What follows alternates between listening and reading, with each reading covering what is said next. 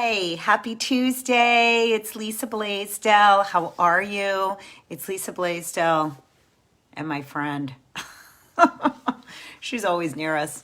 How are you doing? I want to talk to you about something that I'm really passionate about, which is goal setting. Goal setting, goal setting. So it is May 12th. So we're almost at the middle of May. And normally this is something that I like to talk about mid-year because that's when it's a good time to check in. You know, it's hard to believe that we are almost 6 months into this calendar year.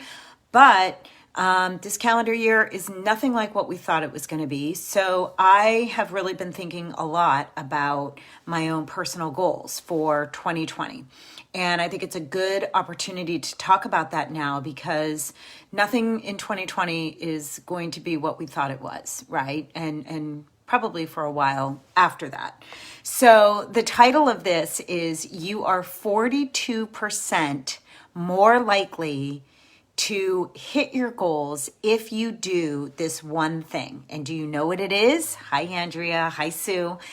Do you know what it is? You know, what is the one thing? Some people who know me and follow me are going to know what this one thing is. It's writing it down. If you write down your goals, you are 42% more likely to reach them than if you just think about them. That's powerful. I mean, think about that. 42%. What if you had 42% more kids? You know, like all you moms at home right now doing online school and homeline, like, can you imagine having 42% more kids? You know, what if you had 42% more money?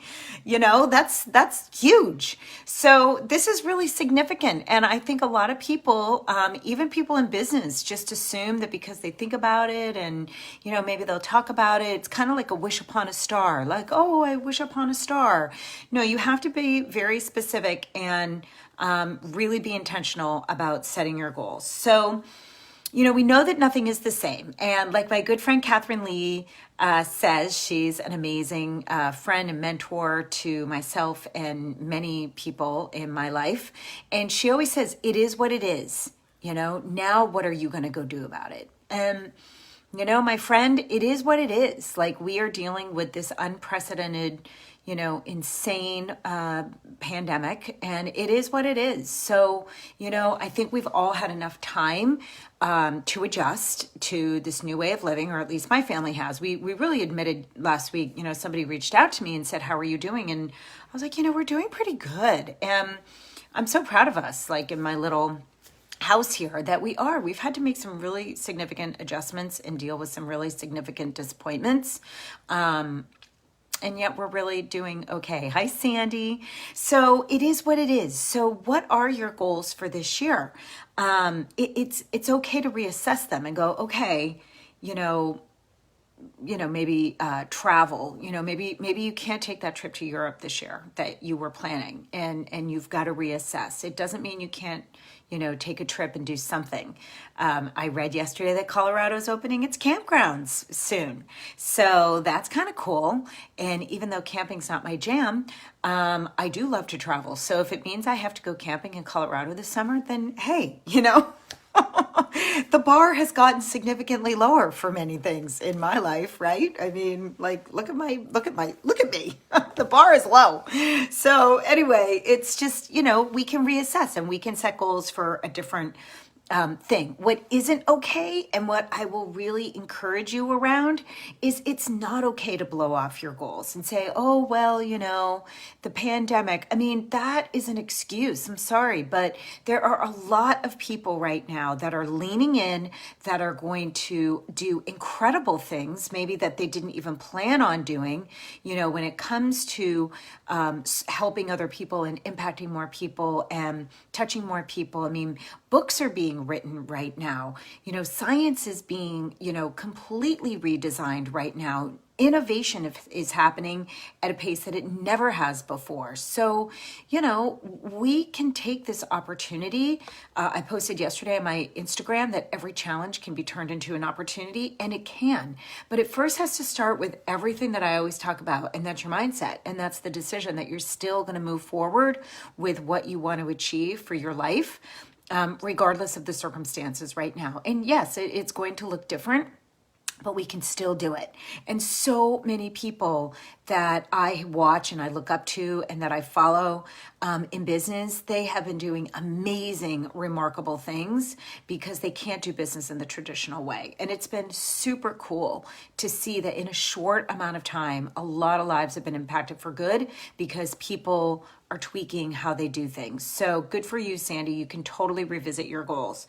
So it's not okay to blow things off, and it's not okay to just, say, oh, well, I'm not going to do it. We're all here for a purpose. We're all here to, really, we're all here to make a difference and to do things. We're not here on an accident. We're not here to take up space. And so we need to just dig in and do something that matters and do something that fulfills us.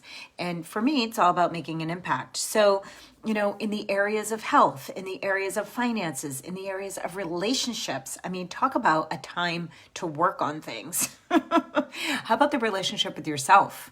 How about the relationship with you and really taking some time to spend time with yourself? I mean, even though your house might be crowded full of people, you can still take that quiet time.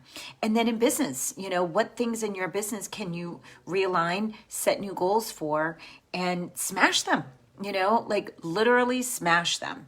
And, a lot of you know that I'm really passionate about our health.